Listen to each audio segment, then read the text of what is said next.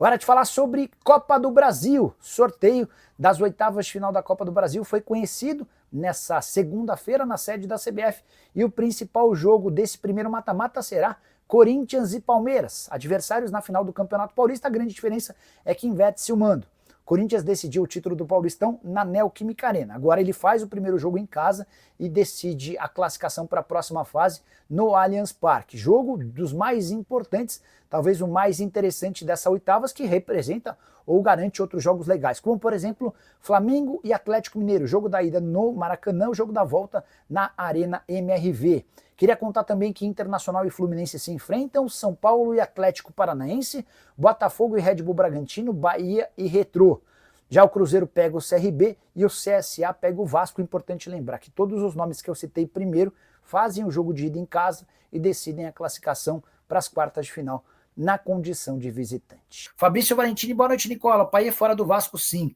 Vai abrir um fôlego no orçamento? Tem alguma nova? Tolói, R$ 1,5 milhão de economia por mês, tá? É isso que o Vasco economiza com a saída de Dimitri Payet. Certamente abre um fôlego novo. A situação do Coutinho ainda não está definida, o que causa, na minha opinião, alguma preocupação, mas enfim. Costa, o João Pedro Bastos, o Wagner Gomes, Júnior Brum. Já falou sobre o Vasco, posso falar de novo. Achei que o Vasco se deu mal no sorteio da Sul-Americana. Primeiro porque o confronto que não foi definido via sorteio contra o Independente Del Valle é uma desgraça, muito ruim, chatíssimo. Enfrentar o Del Valle é complicadíssimo. Aí, se passa pelo Del Valle, que é o tipo do time que decidiu competições sul-americanas recentemente, o Vasco ainda tem outros adversários complicadinhos. Quer ver? Estou pegando o chaveamento.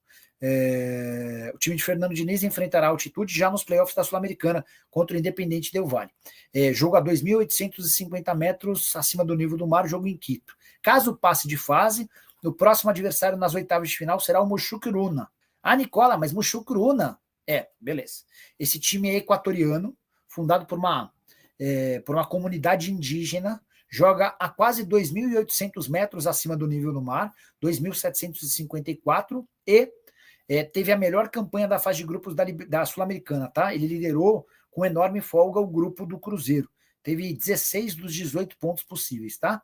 Se passar pelo Del Valle e também pelo Mushukruna, o Vasco pega nas quartas de final o vencedor de Santo Antônio Bulu Bulu ou Once Caldas, tá? E o Huracan. Santo Antônio Bulu Bulu e Once Caldas se enfrentam na repescagem, o vencedor desse confronto enfrenta o Huracan. E aí quem passar desse confronto será o adversário do Vasco em caso de 2 vitórias, contra o Del Valle e também contra o Mushukruna. Não gostei do sorteio. Só na Copa do Brasil que eu acho que o Vasco acabou se dando bem, e é difícil o Vasco ter sorte, né? Em geral o Vasco só dá azar, mas o confronto da Copa do Brasil é contra o CSA, decidindo em São Januário. CSA que eliminou o Grêmio na última rodada, é verdade, mas, cara, entre as possibilidades, você podia pegar Cruzeiro, Palmeiras, Corinthians, Flamengo, Fluminense, Inter, Botafogo, Red Bull Bragantino. Vasco pegou um dos times mais acessíveis. Isso garante que vai classificar? Não, mas pode ser uma boa. Peraí. Sobre o Arthur Cabral. A grande questão envolvendo o Arthur Cabral é a grana, né? O Benfica comprou ele muito mal da Fiorentina, pagou cerca de 20 milhões de euros e certamente não vai recuperar esse investimento com algum clube do Brasil. Se fosse para emprestar, até dava para imaginar que ele pudesse vir por empréstimo, com parte dos salários pagos lá, alguma coisa nesse sentido. Agora, do contrário, com algum time assumindo esse compromisso de comprá-lo, acho absolutamente inviável. 27 anos de idade, temporada que fechou agora. 34 jogos, só 7 gols e 2 assistências, tá? E dos 34 jogos, muitos como reserva, quer ver? Estou até abrindo aqui para a gente passar a relação completa.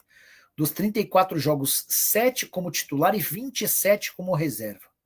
Então, na verdade, o Arthur Cabral só conseguiu jogar 7 vezes ao longo de todo o ano com a camisa do Benfica como titular. Primeira dúvida que eu vou tirar. Ontem rolou na sede da CBF o sorteio para a Copa do Brasil, fase oitavas de final. O Vasco vai pegar o CSA.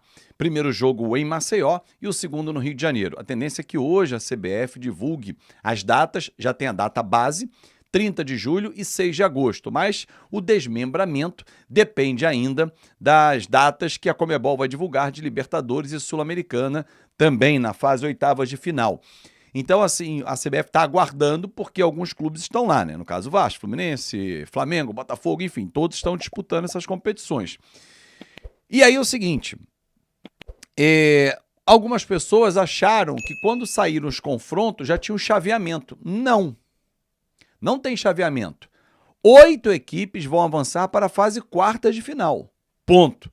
Um novo sorteio será feito. Assim como foi nessa fase oitavas de final, que todo mundo estava junto, nas quartas de final também. Os 8 vão para o mesmo pote e ali vão ser definidos os confrontos. A partir das quartas de final, aí sim, tem chaveamento de semifinal e final. Lembrando que avançando para a fase quartas de final, o clube já bota mais 4.700.000 reais no bolso. Faz o Pix CBF. Nessa fase 3.600, por ter chegado já às oitavas, avançando mais 4.700. Fechado? Deixa eu falar uma outra coisa aqui, envolvendo Sul-Americana. Ontem saiu também o sorteio das oitavas. Há times que já estão garantidos nas oitavas. O Vasco ainda vai passar por um play-off. O Vasco encara a equipe do Independiente Del Valle. Primeiro jogo em Quito, segundo jogo em São Januário. Como o Vasco é da Sul-Americana, tem a vantagem de jogar em casa a segunda partida. Primeira tem a altitude, 2.800 metros, acima do nível do mar. Quem avançar desse confronto encara o Muxuquiruna, que foi o líder do grupo do Cruzeiro, que acabou eliminado, nem para o playoff foi, também lá no Equador, 2.600 metros acima do nível do mar, Ambato, salvo engano é esse o nome da cidade da equipe do Muxuquiruna. Ou seja, o Vasco vai pegar altitude, passou pelo Independente Del Valle, nova altitude, lá no Equador, para encarar o Muxuquiruna. Aí sim já tem um chaveamento. O Vasco já sabe o seu caminho até chegar à final. Pelo menos na Sul-Americana já tem, a partir já desse playoff, oitavas, quartas, semi, até a final. Diferentemente da Copa do Brasil, que é a partir da fase quartas de final, o chaveamento.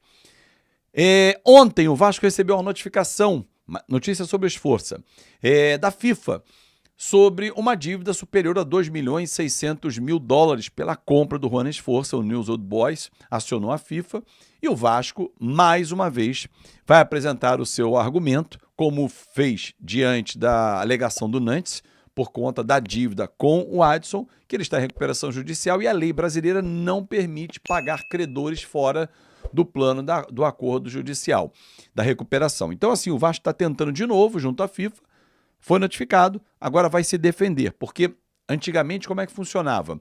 Chegava um pedido para você se defender. Olha, tem isso aqui, se defenda. Agora não, agora chega já a notificação. O Vasco está impedido de contratar, sofreu transfer ban? Não. Mas o Vasco vai contra-argumentar para tirar essa notificação e não ter nada na sua ficha, vamos dizer assim, anotado. Aliás, falando em ficha, a ficha do Payet terminou. Não há mais vínculo do Payet com o Vasco? O vínculo vai até o dia 31 de julho. Mas ontem, o CEO Carlos Amodeu, ou melhor, Carlos Amodeu, falou sobre esse fato, né? Ele falou sobre Payet, que não joga mais no Vasco, falou sobre Léo Jardim, falou sobre Coutinho e falou sobre reforços. Depois do sorteio, Amodeu falou aqui com o canal Fanático Vascaíno. Começou respondendo sobre a janela, que abriu ontem, fecha dia 10 e reabre 10 de julho, quando volta o Campeonato Brasileiro e vai até 2 de setembro. Teremos ou não reforços agora? Com a palavra o CEO do Vasco, Carlos Amodeu. Essa janela é uma janela excepcional, uma janela para a Copa do Mundo de Clubes. A gente vai ter uma parada da Copa do Mundo de Clubes a partir do dia 12, então a gente só tem mais um jogo a partir do dia 12, depois reabre a janela para fins de registro no dia 10 de julho, ali na frente. Então, o que nós estamos planejando? Nós estamos finalizando o processo de contratação do novo executivo, isso é um aspecto muito importante. Ao longo dessa semana, a gente deve finalizar o processo da contratação do novo executivo, que será o responsável pelo departamento de futebol como um todo e portanto, pelas contratações e pelas movimentações de mercado nessa janela, porque a gente vai ter atletas que deixam o clube, atletas que chegam para o clube, o que é natural nesse momento.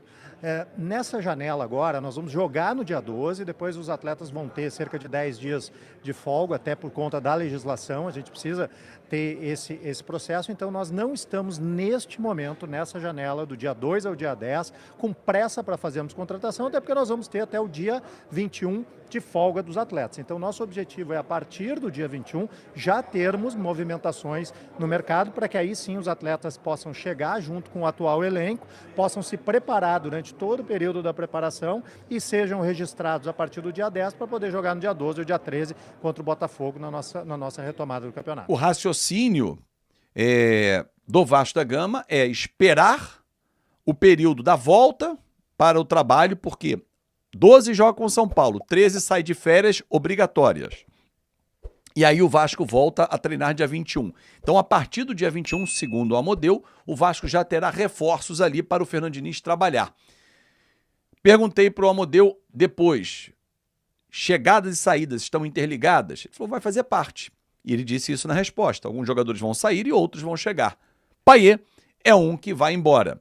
O Vasco está tentando acertar com ele uma rescisão contratual amigável.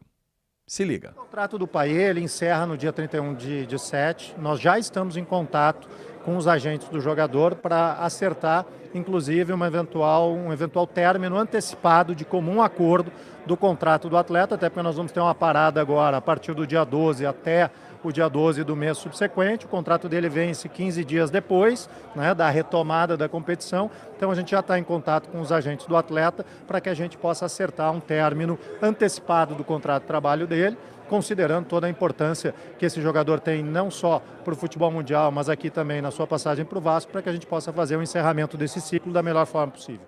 Inclusive, o Payet não joga contra o São Paulo. Então, o último jogo dele foi contra o Ceará, quando ele se machucou, e ele vai deixar o Vasco da Gama. Nessa temporada, jogou apenas 16 jogos, não fez nenhum gol e deu apenas 3 assistências. Foi uma temporada muito baixa, de números muito baixos do Payet. Já o Felipe Coutinho, que tem uma temporada melhor que o Payet, tem 24 jogos, 5 gols e 3 assistências. O Vasco espera a negociação com o Aston Villa para poder esticar o empréstimo pelo menos mais uma temporada, como confirma o Carlos Amodeu. O professor Fernando Diniz já falou da importância do Felipe Coutinho. Ele é um atleta que nós queremos contar com ele para a sequência da temporada. Por óbvio, existem questões relacionadas ao atleta e o seu clube de origem, o Aston Villa, que precisam ser resolvidas. A partir do momento que essas questões sejam direcionadas, a gente já está em contato com o staff do atleta para que a gente possa falar sobre a continuidade dele aqui no Vasco. Nosso objetivo é a permanência do atleta. Acredito que entre o Vasco e o atleta nós não teremos problema. Agora nós precisamos verificar a situação do atleta com o Aston Villa para que a gente tenha condições de dar continuidade ao contrato dele. Para fechar, Léo Jardim. Ele tem uma proposta do Vasco, segundo o Vasco, na última semana, uma proposta muito boa para ele ser um dos maiores salários do Vasco, e ele ainda não respondeu. Detalhe, se ele completar 50% dos jogos do Vasco na temporada, até agora o Vasco fez 34 partidas, a cláusula automaticamente de renovação será executada. E a informação que eu tenho é, por mais que tenham propostas por ele, não tem problema nenhum. O Vasco vai exercer, se ele responder ou não responder. Ah, não quero, não aceitei nenhuma proposta. Não quero, não vou ficar. Não vai. Cumprir a cláusula automática. E aí tem uma renovação por mais um ano, que é o que o Vasco não quer. O Vasco não quer fazer valer a sua força do contrato. E sim um novo contrato com duração de 3 anos, com possibilidade de mais um, para que o Léo Jardim se sinta em casa. Agora, se ele resolver sair, legal, Léo, é só pagar a multa para o Vasco e você sai. Tá? Até porque entendo que o Vasco não tem que ficar submetendo a A, B ou C. Né? Léo Jardim é um baita goleiro, um dos principais do Brasil, uma das referências do Vasco, perfeito, mas tem contrato. Ah, eu acho que eu tenho que ir para um time mais qualificado que vai brigar por títulos. Beleza, é só pagar a multa e sair. Não tem problema nenhum, Léo Jardim. Zero problema.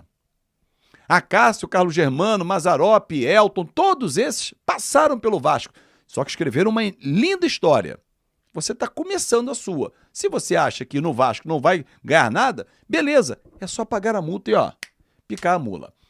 Um grande abraço, galera. Muito obrigado pelo seu carinho. Isso aí, então, galera vascaína, ficamos por aqui com o vídeo de hoje do Vascão pra você. Se gostou do vídeo, deixa o like, se inscreve no canal e ativa o sininho de notificações para não perder nenhum conteúdo do Vascão da Gama. Forte abraço a todos e até o próximo vídeo.